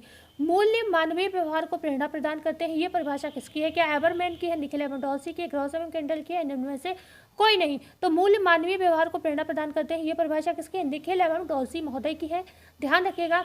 आगे हम बात करते हैं, अच्छा जो एबरमैन की डेफिनेशन है किसी को पता है क्या है? इन्होंने क्या कहा था? स्पष्ट परिभाषित मूल्यों के अभाव में प्रभावशाली व्यवहार या निर्णय असंभव है। इन्होंने ये बोला था कि अगर आपके जो मूल्य हैं वो स्पष्ट नहीं है, ठीक है, मतलब उनमें अभाव है, स्पष्ट नहीं है आपके, तो आप प्रभावशाली व्यवहार कर पाएँ, ये संभव नहीं है, मतलब इस तरीके से बोला इन्होंने, ठीक है। क्वेश्चन है यहाँ पर 45, मूल्य के विषय में असत्य कथन पहचाने। मूल्य आस्था, विश्वास, अपेक्षा रखते हैं। मूल्य क्रियाओं के निर्देशक सिद्धांत है। ये आनंद या संतोष प्राप्ति का माध्यम है। मूल्यों में परिवर्तन नहीं होता। तो यहाँ पर एक कथन आपको ऐसा पहचानना है जो कि असत्य है। यहाँ पर आपका डी ऑप्शन जो है बिल्कुल ही गलत है, मूल्यों में परिवर्तन नहीं होता। देखो मूल्यों में परिवर्तन होता है पर बहुत धीरे धीरे होता है, ठीक है, धीरे धीरे होता है, ओके, कछियों से भी धीरे धीरे होता है। तो हम ये तो नहीं कह सकते कि परिवर्तन नहीं होता, भाई परिवर्तन तो होता है पर स्लो है थोड़ा, ठीक है, प्रोसेस थोड़ा स्लो है। तो मूल्यों के विषय में सत्य कथन क्या हो गया? जो मूल्य है, सत्य अगर पूछा जाए कौन सा है, तो सत्य तो है मूल्य, आस्था भी है, अपेक्षा भी है, विश्वास भी है। मूल्यों की मूल्य क्रियाओं के निर्देशक भी होते हैं, जो हम क्रियाएं करते हैं उसमें हमें क्या करते हैं? निर्देशित करने का काम करते हैं। आनंद भी प्राप्त होता है, संतोष भी मिलता है, लेकिन ये इसमें गलत है, ठीक है, ये तीनों सत्य है और ये असत्य है, ठीक है। तो डी ऑप्शन सही था। क्वेश्चन है यहाँ पर 46, प्रभुत्व के आधार पर मूल्यों का वर्गीकरण किया जा सकता है। ए ऑप्शन है साधनात्मक और आंतरिक मूल्य, बी है तथ्यात्मक और आदर्शात्मक मूल्य, सी है ए और बी दोनों, डी है निम्न में से कोई नहीं। एक बार वीडियो को सभी लोग लाइक कर दें। जो ये क्लास है वो आपकी जो बेसिकली अगर हम बात करते हैं इस क्लास के विषय में, ये एक ऐसी क्लास है जिससे आपका पूरा जो एक मैनेजमेंट जो है ना, बहुत इंपॉर्टेंट जो पॉइंट है वो सारे क्लियर हो जाएंगे, ठीक है। तो इसलिए वीडियो को जरूर शेयर कर दीजिएगा और सब्सक्राइब कर दीजिएगा, जिससे ज़्यादा से ज़्यादा लोगों को ये जानकारी मिले, ओके, और सही चीज़ें पढ़ने को मिले। बकाया पढ़ने को तो बहुत कुछ है, लेकिन ये जो है ऐसी चीज़ें हैं जो आपसे बार बार पूछी जा सकती हैं, ओके। और ज़्यादातर उम्मीद है इससे अगर मैनेजमेंट का पोर्शन छुआ जाएगा, छुआ तो जाएगा ही भाई, हमारा सिलेबस है, तो आपसे यहाँ से प्रश्न या जरूर 5-6 से कम प्रश्न नहीं फंसने हैं, क्योंकि ये इंपॉर्टेंट चीज़ें हैं सारी। प्रभुत्व के आधार पर मूल्यों का वर्गीकरण किया जा सकता है। क्या साधनात्मक और आंतरिक मूल्य, तथ्यात्मक और आदर्शात्मक मूल्य। सी है ए और बी दोनों, या डी है निम्न में से कोई नहीं। तो यहाँ पर आपका सी ऑप्शन बिल्कुल सही हो जाएगा, ए और बी दोनों सही है। जो आपके साधनात्मक और आंतरिक मूल्य और तथ्यात्मक और आदर्शात्मक मूल्य, ये प्रभुत्व के आधार पर ही मूल्यों को वर्गीकृत किया गया है। सी ऑप्शन यहाँ पर बिल्कुल आपका सही हो जाएगा। बढ़ते हैं क्वेश्चन नंबर 47 की ओर। पार्कर ने मूल्यों को कितने भागों में बांटा है? क्या 2 भागों में, 3 भागों में, 4 या 5? तो पार्कर ने मूल्यों को 2 भागों में बांटा है। और अगर हम आगे बात करते हैं, हाँ ठीक है, अब मैं इसको एक्सप्लेन कर दूं, मुझे डाउट होता है ना कि मैंने प्रश्न तो नहीं बना दिया। तो पार्कर ने 2 भागों में मूल्यों को बांटा है। कौन कौन से हैं? सबसे पहले एक है क्रियात्मक मूल्य, ठीक है, क्रियात्मक मूल्य है, ओके। दूसरा क्या है? क्रियात्मक मूल्य है। दूसरा कौन सा मूल्य है इनका? कल्पनात्मक मूल्य है, ठीक है। इन्होंने 2 भागों में बांटा। कल्पनात्मक मूल्य, जो आपके क्रियात्मक मूल्य होते हैं, अगर हम उसकी बात करें तो ये वातावरण से समायोजन के लिए लाभकारी होते हैं, ठीक है। क्रियात्मक किससे हो संबंधित होते हैं? जो आपका वातावरण होता है ना, वातावरण में समायोजन से संबंधित होते हैं। वातावरण में समायोजन, क्योंकि अगर यहाँ पर आपने समायोजन नहीं किया तो कहीं ना कहीं समस्या हो सकती है। तो वातावरण में समायोजन से और उनकी अंतःक्रिया से ये संबंधित होते हैं, ठीक है, अंतःक्रिया के लिए आवश्यक होते हैं। लेकिन जो कल्पनात्मक मूल्य होते हैं ये कैसे होते हैं? ये मस्तिष्क से संबंधित होते हैं, ठीक है, मस्तिष्क से संबंधित होते हैं। भाई कल्पना आप कहाँ से करोगे? अपने दिमाग से करोगे। चिंतन, कल्पना, जो भी तर्क है आप क्या दिमाग से करोगे, तो मस्तिष्क से संबंधित होते हैं ये कल्पनात्मक। तो ये 2 तरीके के पार्कर ने बताए थे। क्वेश्चन है 48, पार्कर के अनुसार मूल्य हो सकते हैं आराम, स्वास्थ्य, इच्छाएं व प्रेम, ज्ञान प्राप्ति की इच्छा व कला, डी है उपयुक्त। तो सभी, तो ये सभी हैं, ठीक है। पार्कर ने जो मूल्य बताए थे, मूल्य के नॉर्मली देखो 2 तरीके से, एक तो इन्होंने नॉर्मली मूल्य दिए थे, ठीक है। दूसरे इन्होंने प्रकारों में बांटा था, क्रियात्मक और कल्पनात्मक मूल्य। वैसे इन्होंने बताए जाते हैं 14 मूल्य दिए हैं, लेकिन सच बताऊं आज तक मुझे किसी पुस्तक में इनके 14 मूल्य लिखे हुए नहीं मिले। 14 मूल्य आंसर में माना जाता है, लेकिन इनके कहीं भी पूरे 14 मूल्य लिखे हुए नहीं मिलते। कहीं 9 मिलते हैं, कहीं 11 मिलते हैं, कहीं 13 मिलते हैं, पर 14 नहीं पूरा होता है। कई बार मैं पढ़ चुकी हूँ 2-3 किताबों में। तो किसी के में भी हो 14 तो हमें बता दीजिएगा, ठीक है। तो इनका सबसे पहले आराम भी है, स्वास्थ्य भी है, ध्यान रखिएगा, इच्छाएं भी है, प्रेम भी है, और ज्ञान प्राप्ति की इच्छा भी है, कला भी है, एक है तकनीकी है, ठीक है, तकनीकी है, संतोष है, खेल है, ओके, खेल है, कला की बात हो गई, शायद नहीं हुई, हाँ हो गई कला की बात, धर्म है, ठीक है, धर्म है। तो ये सारे इन्होंने मूल्य बताए हैं। आगे बढ़ते हैं क्वेश्चन नंबर 49, 4 साधनात्मक मूल्यों की खोज किसने की थी? मैकी ने की थी, प्रोफेसर पी नायडू ने की थी, पार्कर ने की थी, ग्रॉस एवं केंडल ने की थी, ओके। अब 40 मिनट से ऊपर की क्लास हो गई, मैं सोचती हूँ 1 घंटे में मैं 100 क्वेश्चन करा दूँ। 40 मिनट से ऊपर तो इतने पे ही होगी, 50 भी प्रश्न पूरे नहीं हुए। तो 4 साधनात्मक मूल्य किसने दिए थे? ये मैकी ने दिए थे, ध्यान रखिएगा, मैकी ने दिए थे। कौन से थे? पोज थे, ठीक है, पोज है ना, यही तो था। क्या था? 4 थे। पोज था, पोज इसका मतलब शॉर्ट फॉर्म है इसकी। पी से मतलब प्लानिंग, ठीक है, योजना बनाना, प्लानिंग करना, ओके, योजना बनाना, प्लानिंग करना। ओ से मतलब था इसका योजना, ऑर्डर, ठीक है, प्लानिंग, सॉरी ऑर्डर था, ऑर्डर मतलब ऑर्डर का मतलब होता है क्रमबद्धता, ठीक है, क्रमबद्धता हिंदी में बोलते हैं, क्रमबद्धता, ऑर्डर, क्रमबद्धता, ठीक है। जो भी काम हो उसकी पहले योजना बनाना, फिर उसको क्रम में करना, ठीक है। उसके साथ ही साथ आपके पास क्या होना चाहिए? उसके लिए स्किल्स भी होने चाहिए, ठीक है। एस फॉर कौशल, कौशल मतलब स्किल्स, कौशल, ठीक है, कौशल होना चाहिए, ओके। और चौथा लास्ट क्या है आपका? ई फॉर एफिशिएंसी होता है, मतलब आपकी क्षमता, ठीक है, क्षमता होनी चाहिए, ओके। तो ये 4 जो है मैकी ने साधनात्मक मूल्य यहाँ पर बताए थे, ठीक है। साधनात्मक जो मूल्य होते हैं ना, साधनात्मक जो आपके होते हैं ना, साधनात्मक मूल्य, इन्हें लक्ष्य मूल्य कहा जाता है, ध्यान रखिएगा, साधनात्मक को ही लक्ष्य मूल्य कहा जाता है। यहाँ पर आपका ए ऑप्शन सही था, ठीक है, हमने बता तो दिया था। क्वेश्चन है 50, प्रभुत्व के आधार पर निम्नलिखित में से कौन सा मूल्य उच्च माना गया है? आंतरिक, साधनात्मक, क्रियात्मक या उपयुक्त सभी? तो अगर हम प्रभुत्व के आधार पर मूल्यों का वर्गीकरण करें तो हमने बताया था साधनात्मक और आंतरिक, एक होते हैं और तथ्यात्मक और आदर्शात्मक दूसरे मूल्य होते हैं। लेकिन जो आपके इसमें आंतरिक होता है इसको उच्च माना गया है, ठीक है।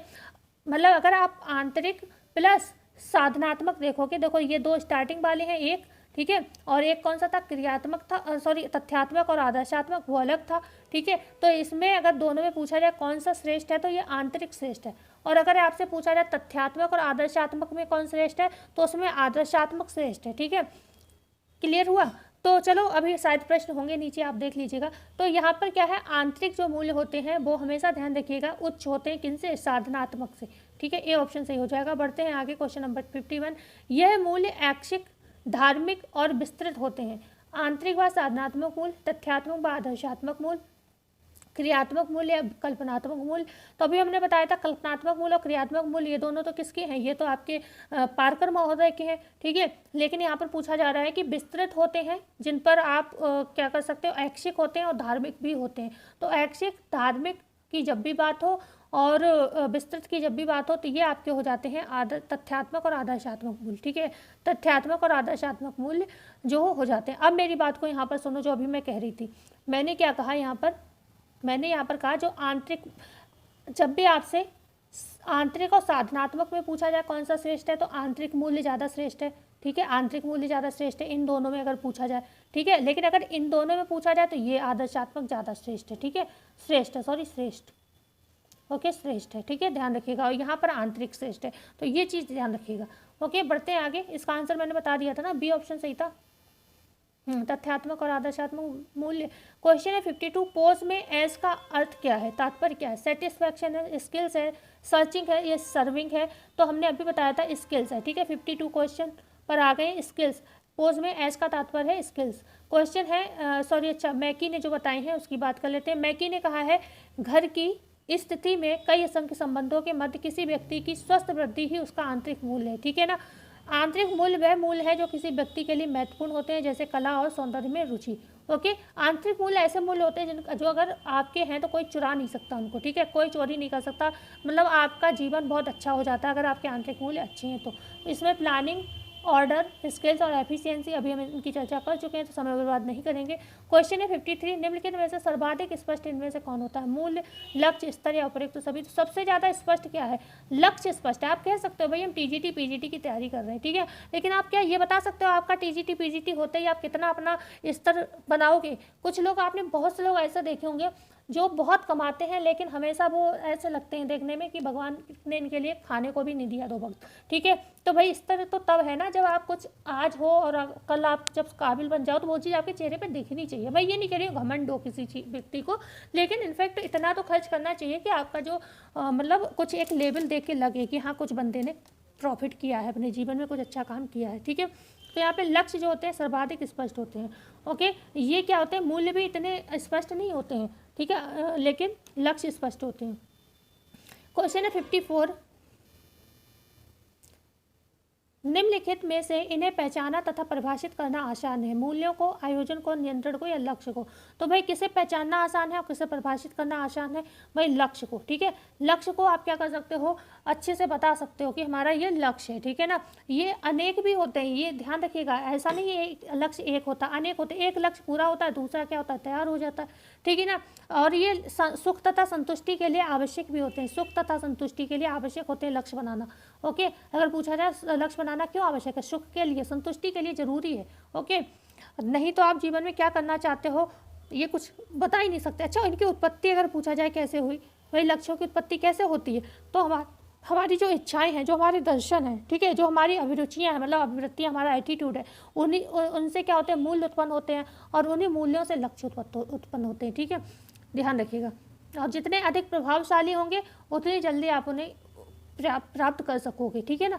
बढ़ते हैं आगे, क्वेश्चन नंबर 55, लक्ष्य वह अंतिम बिंदु होता है जहाँ तक व्यक्ति या परिवारों द्वारा कार्य करने की इच्छा रखी जाती है। यह परिभाषा किसने दी है, डॉर्सी ने दी है, मतलब निखिल एवं डॉर्सी ने दी है, रॉस एवं केंडल ने दी है, मैकी ने दी है, निम्न में से सभी ने। तो ये निखिल एवं डॉर्सी की परिभाषा है कि लक्ष्य वह अंतिम बिंदु होता है जहां तक व्यक्ति या परिवारों द्वारा कार्य करने की इच्छा रखी जाती है। ये परिभाषा निखिल एवं डॉर्सी की है, ध्यान रखिएगा। बढ़ते हैं क्वेश्चन नंबर 60 पर, मूल्य वाहक है तो लक्ष्य राजमार्ग है, ये परिभाषा किसने दी है, भाई मूल्य वाहक है तो लक्ष्य क्या है, राजमार्ग है, ये परिभाषा क्या स्वानसन की है, निखिल लेवेंडोस्की की है, जीपी सैरी की है, या निम्न में से कोई नहीं? तो ये है आपकी स्वानसन महोदय की परिभाषा। ठीक है, तो यहाँ पर स्वानसन की डेफिनेशन आपको समझ में आ गई होगी कि लक्ष्य मूल्य है, सॉरी लक्ष्य वाहक है तो मूल्य वाहक है तो लक्ष्य राजमार्ग है। ठीक है, ये स्वानसन की परिभाषा है। जीपी सैरी की भी परिभाषा जो है वो कुछ साध्य कुछ इस तरीके से है कि जीवन के वे साध्य हैं जिनको प्राप्त करने हेतु जो व्यक्ति और उसका जो परिवार है इच्छा रखता है या चेष्टा रखता है, इस तरीके से इनकी जीपी सैरी की भी इसी तरीके से डेफिनेशन है। ठीक है, बिल्कुल निखिल लेवेंडोस्की से थोड़ी मिलती जुलती है। क्वेश्चन है 61, लक्ष्यों में परिवर्तन का कारण हो सकता है दुर्घटना, बीमारी, आकस्मिक समस्या या उपयुक्त सभी। बिल्कुल ओके, मैंने क्या कहा, ये सभी हो सकते हैं। दुर्घटना हो गई, आप बेशक आप आर्मी में जाना चाहते थे, ओके, किसी कारणवश पैरों पर ही किसी मतलब आप क्यों, कोई भी व्यक्ति है उसका सपना है आर्मी में जाना, लेकिन पैरों में फिजिकली कोई इशू हो गया तो वो आर्मी में नहीं जा सकता है ना। और कोई विशेष बीमारी लग गई, कोई संक्रमण लग गया तो बाहर कर दिए जाते हैं, है ना। हेल्थ चेकअप कराया जाता है तो उसमें भी बाहर कर दिया जाता है। आकस्मिक समस्याएं, ये दुर्घटना वगैरह क्या है, आकस्मिक समस्याएं हैं, बीमारी। ठीक है, तो इन सब वजह से क्या होता है, हम अपना लक्ष्य परिवर्तित कर देते हैं। हमें कहीं जाना होता है, हमारी गाड़ी किसी वजह से ख़राब हो जाती है तो हमें क्या होता है, लक्ष्य में परिवर्तन करना होता है, भाई अब बाद में जाएंगे। तो यहाँ पर डी ऑप्शन सही होगा। ठीक है, अब ये थोड़ी ना है कि अगर वो आर्मी में नहीं जा सकता तो कुछ और नहीं कर सकता, भाई टीचर बन सकता है, कुछ भी कर सकता है इसके अलावा। ओके, तो यहाँ पर कुछ भी कर सकता है लेकिन लक्ष्य परिवर्तित हो जाएगा, उसका जो चाह रहा था वो नहीं कर सकता।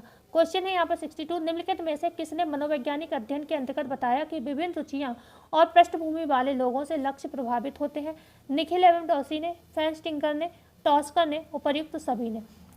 तो हमें आज की क्लास में 70 क्वेश्चन कर लें, क्योंकि लंबी वीडियो, पता है मुझे दुख इस बात का होता है आप लोग देखते नहीं, मुझे कष्ट होता है इस बात का बहुत ज़्यादा कि हम इतनी लंबी लंबी वीडियो बनाएं और आप 15 मिनट की भी वीडियो नहीं देखते हो, बस मुझे यहीं पर बुरा लगता है। इसीलिए मैं चाहती हूँ मेरी जो भी क्लास हो मैं कम से कम समय में कंप्लीट कर दूँ, लेकिन ज़्यादा क्वेश्चन होते तो भाई समय तो लगेगा।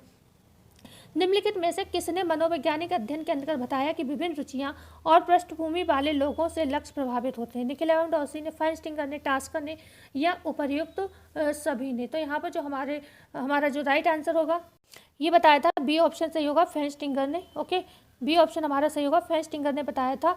इन्होंने जो लक्ष्यों की विशेषताएं होती हैं ना, लक्ष्यों की कुछ विशेषताएं होती हैं, जैसे कि हम बात करें क्या क्या विशेषताएं होती हैं, तो देखो लक्ष्य नंबर 1 क्या होते हैं, श्रृंखला में होते हैं। ठीक है, श्रृंखला में होते हैं, हम सभी जानते हैं लक्ष्य श्रृंखला में होते हैं। लक्ष्यों में क्या होता है, परिवर्तन भी होता है, हमने इसकी भी चर्चा की।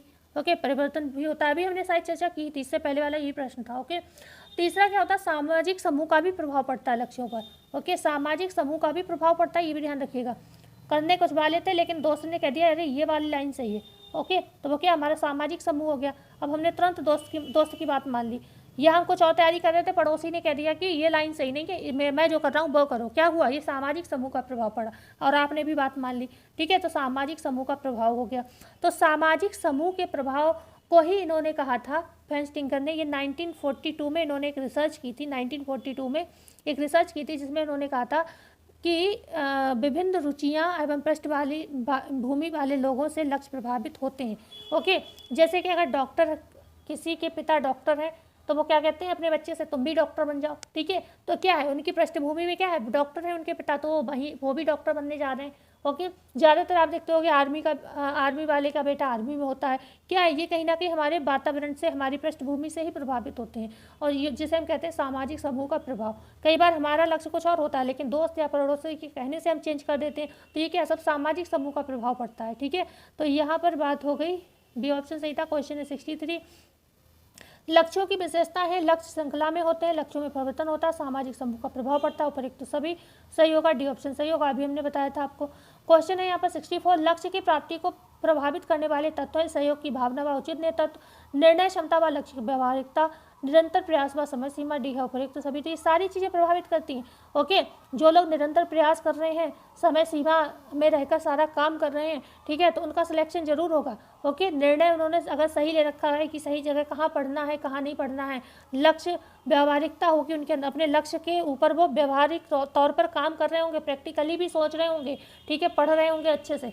ओके, सहयोग की भावना भी होगी, अगर जीवन में मतलब लोग, घर वाले भी सपोर्ट कर रहे होंगे। कई बार क्या होता है, घर वाले बहुत ज़्यादा चेंचे पे करने लगते हैं, तो कहीं ना कहीं हम कितनी भी मेहनत करें लेकिन हमारे दिमाग में टेंशन भरी होती है। ठीक है, तो इस वजह से हम उचित नेतृत्व तो नहीं कर पाते। तो ये सारी चीज़ें प्रभावित करती ही हैं हमारे लक्ष्यों को।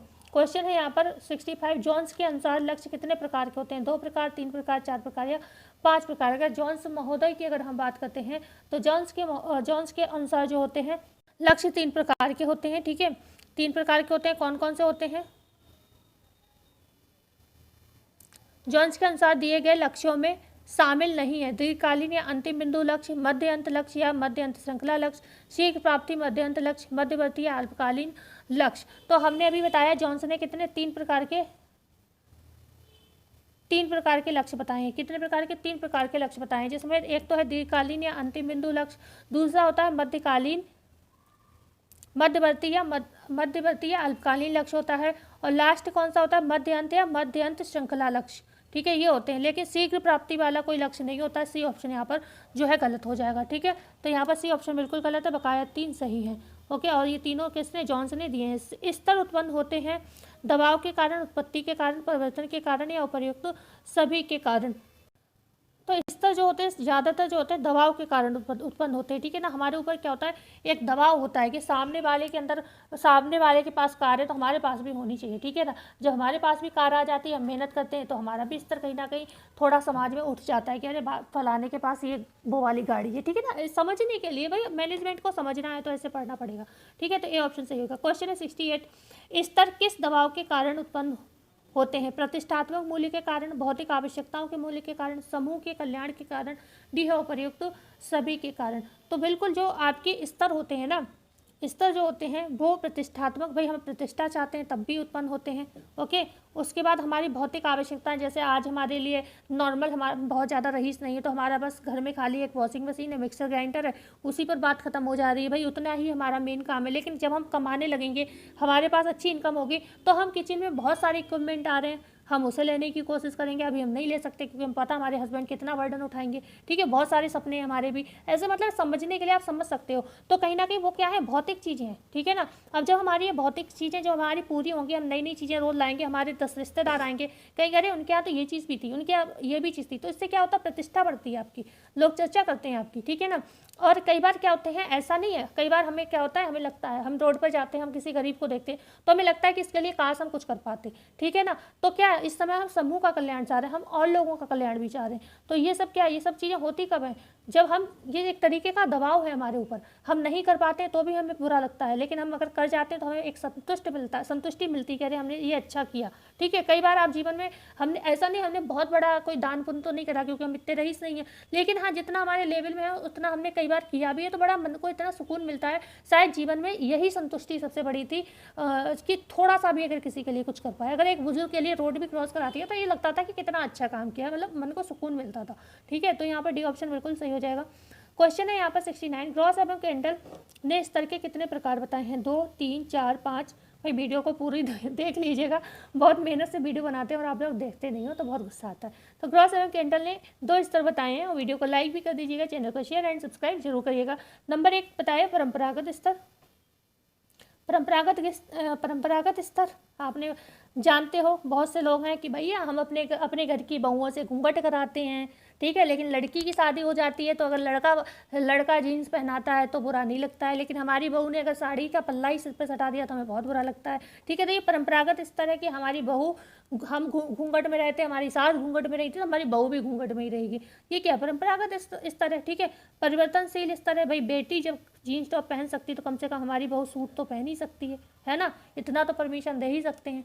ओके, बेटी अगर जीन्स में घूम रही है तो भाई बिना पल्ले की हमारी बहू तो रह ही सकती है। ठीक है, ये समझाने के लिए चीज़ें समझो, ऐसे ही जीवन चलेगा। ठीक है, तो परंपरागत स्तर और परिवर्तनशील स्तर, गॉस एवं कैंडल ने 2 तरीके के स्तर बताए हैं। क्वेश्चन है 17, निखिल एवं डॉल्सी के अनुसार स्तर को वर्गीकृत किया गया है संतुष्टि के आधार पर, स्थिरता या परिवर्तनशीलता के आधार पर, गुणों के आधार पर या उपर्युक्त सभी। तो निखिल एवं डॉल्सी ने जो स्तर को वर्गीकृत किया है इन तीनों आधार पर किया है, संतुष्टि के आधार पर भी किया है, स्थिरता या परिवर्तनशीलता के आधार पर भी किया है, गुण के आधार पर भी किया है। तो इन्होंने 3 प्रकार से वर्गीकृत किया है। ओके, क्वेश्चन है 71, स्तर मापक होते हैं मूल्य के, लक्ष्य के, ए और बी दोनों, या डी है केवल बी का? तो यहाँ पर राइट आंसर हो। स्तर क्या होते हैं? मूल्य के मापक होते हैं, हमने आपको ये बताया भी होगा। स्तर मूल्य के मापक होते हैं, ध्यान रखिएगा। बढ़ते हैं आगे। क्वेश्चन नंबर 72, आयोजन प्रक्रिया में निर्णय लिया जाता है ज्ञान व कौशल के आधार पर, पूर्व अनुभव के आधार पर, मूल्य लक्ष्य स्तर के आधार पर या उपयुक्त सभी के आधार पर। तो आयोजन प्रक्रिया में जब भी निर्णय लेते हैं तो हम इन सभी चीज़ों का प्रयोग करते हैं। हम ज्ञान और कौशल के आधार पर भी लेते हैं, पूर्व अनुभव हमारे क्या है उस आधार पर भी लेते हैं निर्णय, और मूल्य और लक्ष्य और स्तर के आधार पर भी हम लेते हैं। ठीक है, निर्णय क्या है? प्रबंध प्रक्रिया का हृदय है, ध्यान रखिएगा, प्रबंध प्रक्रिया का हृदय कहा जाता है निर्णय को। क्वेश्चन है 73, प्रबंधन की सबसे छोटी इकाई क्या है? आयोजन है, नियंत्रण है, निर्णय है या मूल्यांकन है? तो भाई सबसे छोटी, देखो आयोजन, नियंत्रण और मूल्यांकन क्या है? ये गृह प्रबंधन के चरण है। ठीक है, गृह प्रबंधन के ये चरण है। ठीक है, लेकिन निर्णय क्या है? ये इकाई है प्रबंधन की सबसे छोटी। अगर आप सही निर्णय नहीं लोगे तो आप क्या आयोजन करोगे, क्या नियंत्रण करोगे, क्या मूल्यांकन करोगे? तो निर्णय सर्वोपरि है, निर्णय हृदय है, हमारी आत्मा है, कह सकते हैं हृदय है, एक तरीके की आत्मा क्या है? एक तरीके का हृदय है, और इसी पर पूरी प्रबंधन प्रक्रिया आपकी निर्भर करती है।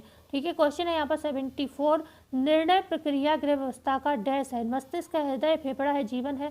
बिल्कुल हृदय है, अभी हमने बताया था, ध्यान रखिएगा। क्वेश्चन है कहा किसने है? ग्रॉस एवं केंडल ने कहा है, ध्यान रखिएगा। निर्णय प्रक्रिया को प्रभावित करने वाले तत्व है निर्णय की स्थायी प्रकृति व निर्णय का पारस्परिक संबंध, निर्णय की समय संबंधी विचारधारा व पारिवारिक विशेषताएं, पारिवारिक संसाधन व संस्कृति एवं महत्वाकांक्षाएं, डी है उपर्युक्त सभी। तो निर्णय को ये सभी जो चीज़ें हैं प्रभावित करती हैं, प्रभावित करने वाले तत्व हैं ये सभी। निर्णय की एक तो स्थायी प्रकृति व निर्णयों का पारस्परिक संबंध, ओके, निर्णय की समय संबंधी जो विचारधारा होती है, पारिवारिक जो विशेषताएं होती हैं, पारिवारिक संसाधन व संस्कृति एवं महत्वाकांक्षाएं होती हैं, सभी जो होती हैं प्रभावित करती हैं। ओके, पढ़ते हैं आगे। क्वेश्चन नंबर 76, निर्णय के प्रकार हैं व्यक्तिगत निर्णय व सामूहिक निर्णय, नैतिक व कार्यक्रमात्मक निर्णय, अकार्यक्रमात्मक निर्णय, डी है निम्न में से सभी। तो यहाँ पर डी ऑप्शन बिल्कुल सही हो जाएगा। जो निर्णय होते हैं ये व्यक्तिगत भी होते हैं, सामूहिक भी होते हैं, नैतिक व कार्यक्रमात्मक निर्णय भी होते हैं, और कार्यक्रमात्मक भी निर्णय होते हैं। एक प्रश्न का उत्तर आप लोग और दीजिए, जो हमने अभी क्या कहा था, निर्णय जो है क्या है? प्रबंधन की इकाई है। तो ये इकाई किसने कहा है? उन महोदय का नाम आप बताएंगे कमेंट में। ठीक है, इकाई किसने कहा है ये बताएंगे। यहाँ पर अगर एक चीज़ और आपके ध्यान रखिएगा, जो नैतिक निर्णय होते हैं ना, नैतिक निर्णय को आप आधारभूत निर्णय भी कह सकते हो, आधारभूत निर्णय भी हम कहते हैं इसको। ठीक है, आधारभूत निर्णय भी कहते हैं हम इसको, साथ ही साथ हम इसको नेमी निर्णय भी कहते हैं, और आदतन निर्णय भी हम इसको कहते हैं, जो हम रोज करते हैं, चाय कॉफ़ी बनाना, खाना बनाना, ये सब क्या है? आदतन निर्णय के हमारे उदाहरण हो जाते हैं। ठीक है ना। और एक और होता है डॉल्फिन निर्णय। ठीक है, डॉल्फिन निर्णय, डॉल्फिन निर्णय एक ऐसा निर्णय होता है जिसमें प्रबंधक क्या होता है? सामने उपस्थित नहीं होता। ठीक है, प्रबंधक सामने उपस्थित हो ये निश्चित नहीं है। ठीक है, डॉल्फिन निर्णय में डी ऑप्शन सही था। क्वेश्चन है 77, निर्णय का प्रकार जिसमें प्रबंधक सामने उपस्थित नहीं होता, नैतिक, डॉल्फिन, व्यक्तिगत या सामूहिक। तो यहाँ पर हो जाएगा डॉल्फिन निर्णय, प्रबंधक इसमें सामने उपस्थित नहीं होता। नैतिक निर्णय जो हम रोज करते हैं, आदतन निर्णय, नेमी निर्णय, आधारभूत निर्णय, इसी को कहते हैं। व्यक्तिगत निर्णय जो एक ऐसा निर्णय जिसमें क्या होता है? एक व्यक्ति का विचार शामिल हो। ओके, इसे लेना आसान होता है क्योंकि इसमें हमें किसी से कोई भी परमिशन नहीं चाहिए होती, हमारा जो मन में है हम वो करेंगे, कम समय में हम इस निर्णय को ले लेते हैं। ठीक है ना, क्योंकि किसी का तर्क वितर्क नहीं चलता है यहाँ पर। और लेकिन इसमें क्या होता है? इसका क्रियान्वयन जितना ही सरल होता है उतना ही क्या होता है? इसमें कुछ विवाद वगैरह का डर रहता है। क्यों रहता है? क्योंकि आपका व्यक्तिगत निर्णय है, तो कहीं ना कहीं अगर घर में आप करते हो, आप अपने हिसाब से रहते हो, तो कहीं ना कहीं समस्याएं पैदा हो जाती हैं। लेकिन ये व्यक्तिगत हित में होता है, जो भी होगा उसकी सजा भी आप भी भुगतोगे। ठीक है ना। और सामूहिक निर्णय भी इसके उल्टा हो जाएगा। इसमें क्या होगा? सभी व्यक्तियों का आपको सहयोग लेना पड़ेगा, है ना, सभी व्यक्तियों के सुझाव चाहिए होंगे आपको, निर्णय लेने में भी समय आपको लगेगा क्योंकि समूह के लोग लेंगे इस निर्णय को, धीमा भी है और जटिल भी है ये। ओके, बात करते हैं क्वेश्चन नंबर 78 की। नैतिक निर्णय का प्रकार नहीं है, आधारभूत निर्णय, नेमी निर्णय, आदतन निर्णय, उपर्युक्त सभी। तो इनमें से जो नैतिक निर्णय है इनमें से इसका प्रकार नहीं है पूछा जा रहा है। तो यहाँ पर आदतन निर्णय भी सही होगा, नेमी निर्णय भी सही होगा, आधारभूत निर्णय भी सही होगा, प्रकार नहीं है पूछा गया है, डी ऑप्शन सही होगा। क्योंकि कई बार ऐसे प्रश्न बन जाते हैं जो आपको कंफ्यूज करेंगे। अब आप कहोगे नहीं है पूछा क्या है मैम, तो अगर मैं ये कहूँ कि आधारभूत नैतिक निर्णय का प्रकार नहीं है, तो आप क्या कहोगे? नहीं है। नहीं है, नेमी निर्णय नहीं है, तो नहीं है से भी एक आंसर ये निकल रहा है कि हाँ है। ठीक है, मतलब ये प्रश्न इस तरीके का प्रश्न है होता है कि आपको कंफ्यूज करता है। आयोग ऐसे प्रश्न अक्सर देता है और हम लोग कंफ्यूज हो जाते हैं कि नहीं है पूछा, इनमें से तो कोई है नहीं, तो हम कंफ्यूज हो जाते हैं कि कौन सा आंसर दें। उस समय भी डी ऑप्शन सही होता है। क्यों? क्योंकि अभी हम कहें आपसे कि आधारभूत निर्णय नैतिक निर्णय का प्रकार नहीं है, तो आप क्या कहोगे? भाई है, नेमी निर्णय भी है, आदतन निर्णय भी है, तो यहाँ पर डी ऑप्शन सही हो जाएगा। बात करते हैं क्वेश्चन नंबर 79। निर्णय का सबसे सरल प्रकार कौन सा है? व्यक्तिगत, सामूहिक, आकस्मिक या आपातकालीन। तो ये व्यक्तिगत निर्णय सबसे आसान है, सरल है, तुरंत आप ले सकते हो, किसी से कुछ पूछना करना नहीं होता। क्वेश्चन है 80। जॉन डीवी के अनुसार निर्णय प्रक्रिया के चरण हैं 2, 3, 4 या 5। जॉन डीवी के अनुसार अगर हम बात करें तो निर्णय प्रक्रिया के 3 चरण हैं, बी ऑप्शन सही हो जाएगा। ठीक है, आगे हम बात करते हैं अगर अच्छा कौन कौन से 3 चरण हैं, अगर आपसे ये पूछा जाए कौन कौन से हैं, तो एक तो सबसे पहले क्या है? समस्या क्या है ये देखना, समस्या क्या है ये देखना। दूसरा है विकल्प आपके पास क्या है ये देखना। ठीक है, विकल्प क्या है ये देखना। तीसरा क्या है आपके पास? उपयुक्त विकल्प कौन सा है ये देखना। तो ये 3 कौन है? उपयुक्त विकल्प क्या है ये देखना। तो ये 3 जो है जॉन डीवी के अनुसार निर्णय प्रक्रिया के चरण है। ओके, बात करते हैं क्वेश्चन नंबर 81। निर्णय में मतभेद एवं विरोधपूर्ण स्थिति को दूर करने का उपाय है दबाव, समर्पण, समझौता एवं एकीकरण। निम्न में से एक से अधिक। तो अगर हमें निर्णय में मतभेद एवं विरोधपूर्ण स्थिति को दूर करना है तो ये सभी सही है। हम दबाव भी दे सकते हैं, समर्पण भी दे सकते हैं, समझौता एवं एकीकरण कर सकते हैं, है तो सब, लेकिन दबाव जो होता है ना ये सही नहीं होता है। ठीक है सभी, लेकिन दबाव किसी के ऊपर डालकर आप कर रहे हो तो ये सबसे ज़्यादा निम्न स्तर माना जाता है। ठीक है, निम्न स्तर है कि हमें ज़बरदस्ती किसी से अपनी बात मनवा ली। क्वेश्चन है 82। निम्नलिखित में से विरोध का निम्न स्तर। अच्छा भाई मैं कहूँ ये हो गया, अच्छा नहीं हुआ, ये मैंने खुद बता दिया। 82 है। निम्नलिखित में से विरोध का निम्न स्तर माना जाता है समर्पण को, दबाव को, समझौता को, एकीकरण को। तो दबाव को हम क्या करते हैं? निम्न स्तर मानते हैं। अभी हमने बताया भाई समर्पण से आप लोग खुशी खुशी मिलजुल कर फैसला ले लिया, बात अलग है। समझौता कर लिया, वो भी बात अलग है, सब खुश हो गए। एकीकरण कर लिया भाई, मिलजुल गए, एक दूसरे की बातों का सम्मान किया, एकीकरण कर लिया, वो भी सही। लेकिन आप जबरदस्ती कर रहे हो तो ये दबाव हो गया। ठीक है, ये सही नहीं है, निम्न स्तर होता है एकीकरण का। ठीक है, क्वेश्चन है 83। निम्नलिखित में से किस स्तर पर मानसिक परिपक्वता व समझदारी की आवश्यकता होगी? दबाव पर, समर्पण पर, समझौता पर या एकीकरण पर? यहाँ पर बात हो रही है निम्नलिखित में से कौन सा ऐसा स्तर है जहाँ पर आपकी परिपक्वता व समझदारी की आवश्यकता पड़ेगी? तो ये होगा आपका समर्पण। ठीक है, बी ऑप्शन से होगा। समर्पण जो होता है ना, जब आप खुद से समर्पण कर रहे हो कि ठीक है पापा, जैसे आपसे शादी की चर्चा चल रही है और आपको पढ़ना है, पेपर देना है, तो आपके घर वालों ने कहा कि ऐसा लड़का नहीं मिलेगा, लड़का डॉक्टर है, IAS है, PCS है। ठीक है ना, तो उस समय जब आपको ये लगा कि बाई चांस हमारी नौकरी नहीं लगी और ये लड़का भी हाथ से चला गया और पापा ने पहले ही कह दिया ऐसा लड़का मिलना मुश्किल है। ठीक है ना, तो उस समय क्या है, आपने सोच अपनी परिपक्वता, मैच्योरिटी को दिखाते हुए, समझदारी दिखाते हुए आपने समर्पण कर दिया कि ठीक है चलो आप लोगों को अगर सही लग रहा है तो कर लेते हैं शादी, क्योंकि भाई लड़का, ऐसा लड़का हाथ से चला गया तो वाकई में आज के ज़माने में मिलना मुश्किल है ना। तो ये क्या समर्पण है एक तरीके का, लेकिन ये समझदारी के ऊपर डिपेंड करता है, जिसमें ज़बरदस्ती नहीं है, दबाव नहीं है कुछ भी। क्वेश्चन है 84। विरोध मतभेद को दूर करने का सर्वोत्तम स्तर माना जाता है आयोजन को, दबाव को, नियंत्रण को या एकीकरण को? विरोध व मतभेद को अगर आपको दूर करना है तो सबसे जो है सर्वोत्तम स्तर इनमें से कौन होगा? मतलब इनमें से बताना है सर्वोत्तम। ओके, तो एकीकरण कर लो आप, सबसे बढ़िया है। ठीक है ना, एकीकरण कर लो, सबसे बढ़िया है। ओके, कोई भी समस्या नहीं होगी घर में। क्वेश्चन है 85। साधन का प्रकार है मानवीय साधन, अमानवीय साधन, एवं भी दोनों, मतलब एवं भी नहीं, तो यहाँ पर एवं भी दोनों ही होगा। मानवीय साधन होते हैं और अमानवीय साधन होते हैं। ठीक है, क्वेश्चन है 86। साधनों का प्रयोग किया जाता है आवश्यकता की पूर्ति के लिए, संतुष्टि के लिए, मूल्य एवं लक्ष्य की प्राप्ति के लिए या उपर्युक्त सभी के लिए? तो बिल्कुल जो हम साधनों का प्रयोग करते हैं वो इन सभी के लिए करते हैं। ठीक है, आवश्यकता की पूर्ति के लिए भी करते हैं, संतुष्टि के लिए भी करते हैं, मूल्य एवं लक्ष्य की प्राप्ति के लिए भी करते हैं, ये सभी सही हो जाएगा। बढ़ते हैं आगे। Question number 87। प्रश्न है 87। साधनों को मानवीय और अमानवीय रूप में वर्गीकृत किया था ग्रॉस एवं कैंडल ने, निखिल एवं डॉर्सी ने, लेविन ने या हेनरी फ्योल ने? तो भाई मानवीय और अमानवीय में तो दोनों ने ही वर्गीकृत किया था, ये प्रश्न गड़बड़ हो गया थोड़ा। ठीक है, मानवीय निखिल ग्रॉस एवं कैंडल ने भी किया था और निखिल एवं डॉर्सी ने भी किया था। बस अंतर इतना है, जो निखिल एवं डॉर्सी है इन्होंने समय को अमानवीय माना है। ठीक है, अमानवीय माना था,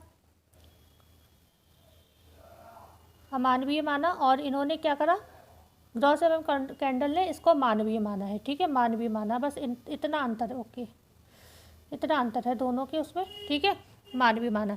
ओके, बढ़ते हैं आगे। तो यहाँ पर बी मतलब ऐसा ऑप्शन होना चाहिए था, सी वाले को कर लो, ए और बी दोनों। क्वेश्चन है 88, सर्वप्रथम साधनों का वर्गीकरण उपयोग में लाया गया 1960 में, 1961 में, 1965 में या फिर 1963 में। साधनों के वर्गीकरण की बात चल रही है, तो बिल्कुल जब जब आपका आया था ऑर्गेनाइजेशन 1961 में, तभी साधनों का वर्गीकरण भी उपयोग में लाया गया। बी ऑप्शन सही था।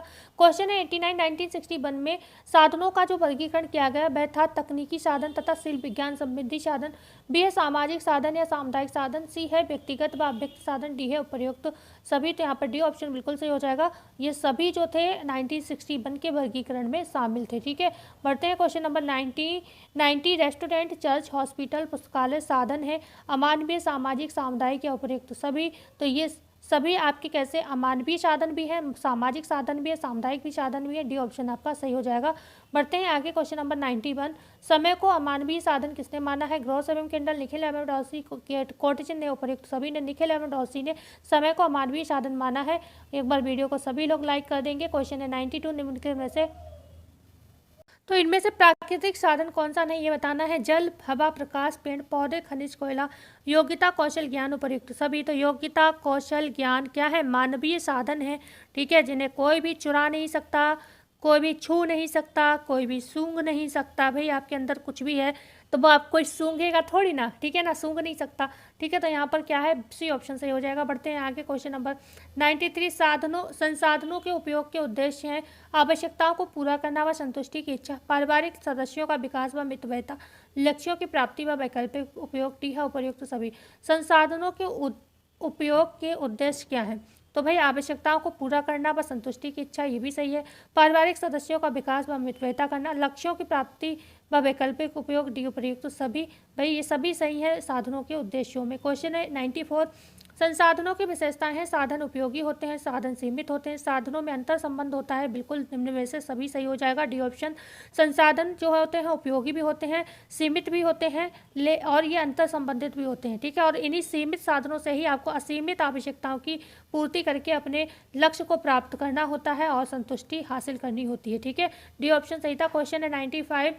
संसाधनों के उपयोग का सिद्धांत है लक्ष्यों का निर्धारण व योजना का निर्माण करना, साधनों का एकत्रीकरण व महत्व के क्रमानुसार स्थापना करना, निरीक्षण व क्रियान्वयन करना। डी है निम्न में से सभी सही होगा। तो संसाधनों के उपयोग का सिद्धांत क्या है? लक्ष्यों का निर्धारण व योजना का निर्माण करना भी सही है। साधनों का एकत्रीकरण व महत्व के क्रमानुसार स्थापना करना, निरीक्षण व क्रियान्वयन करना। डी ऑप्शन सही हो जाएगा, बिल्कुल सही होगा। ठीक है, पढ़ते हैं आगे क्वेश्चन नंबर 96। क्वेश्चन है 96। साधनों से प्राप्त संतुष्टि को बढ़ाने हेतु एलिजाबेथ हॉयट ने कितने सुझाव दिए थे? क्या 2 दिए थे, 3 दिए थे, 4 दिए थे या 5 दिए थे? साधनों से प्राप्त संतुष्टि को बढ़ाने हेतु जो एलिजाबेथ हॉयट थी उन्होंने कितने सुझाव दिए, ये आपको बताना है। तो उन्होंने 4 सुझाव दिए थे। सी ऑप्शन यहाँ पर बेसिकली सही हो जाएगा। ठीक है, तो जो थे साधनों, इनके 4 साधन थे। एक था साधनों की पूर्ति में वृद्धि करना, दूसरा था वैकल्पिक उपयोग का ज्ञान, ठीक है, और उपयोग में वृद्धि करना, और चुनाव के मध्य संतुलन करना। 97 क्वेश्चन है परिवार 2 संबंधित छोटे व्यक्तियों से आरंभ होता है, अपनी विस्तृत अवस्था में वह वृद्धि करता है और अंत में फिर वह 2 वृद्ध व्यक्तियों पर आ जाता है। ये परिभाषा क्या ग्रॉस एवं किंडल की, निखिल एवं डॉल्सी, WH बुश की है या डी है निम्न में से कोई नहीं? तो ये एक सेकेंड,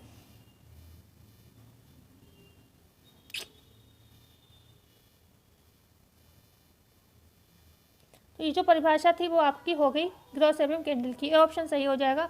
क्वेश्चन है यहाँ पर 98। सर्वप्रथम किस कार्य से परिवार का आरंभ होता है? विवाह, संस्कार, युवक युवती के मिलने से, नए परिवार के आरंभ से या फिर संतान के जन्म से?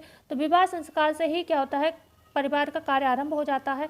ओके, क्वेश्चन है 99। पारिवारिक जीवन चक्र की कितनी अवस्थाओं में वर्गीकृत किया गया है? 2, 3, 4 या 5? तो पारिवारिक जीवन चक्र को 3 अवस्थाओं में वर्गीकृत किया गया है।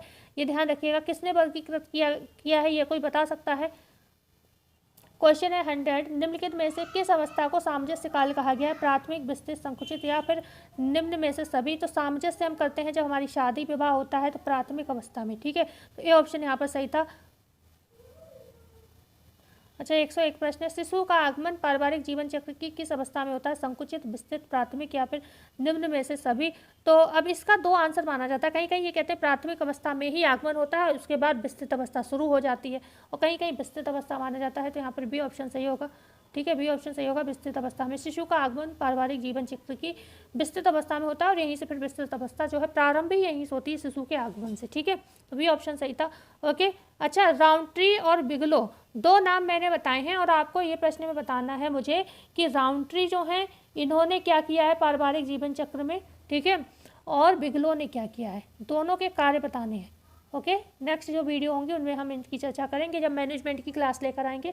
तो आज आपको इतना समझ में आ गया होगा। और बकाया अभी हम जो प्रैक्टिस सेट कल लाने वाले हैं 125 का, उसमें अभी तक हमने मैनेजमेंट के प्रश्न नहीं डाले हैं। तो हम सोच रहे हैं यहाँ तक तो हमने चर्चा आज कर ही ली है, तो हम यहाँ से जो रह गए प्रश्न वो हम 125 की कल सीरीज में ऐड कर देंगे, जो भी 20-25 प्रश्न मैनेजमेंट के होंगे। ठीक है, तो मिलते हैं कल नई वीडियो में नई जानकारी के साथ। जाते जाते एक बार वीडियो को लाइक कर दें आप लोग, मेहनत का काम होता है प्रश्न बनाना और आपको पढ़ाना। और वीडियो को लाइक कर दीजिएगा, चैनल को शेयर कर दीजिएगा, ज़्यादा से ज़्यादा लोगों को हो सके और सब्सक्राइब कर दीजिएगा।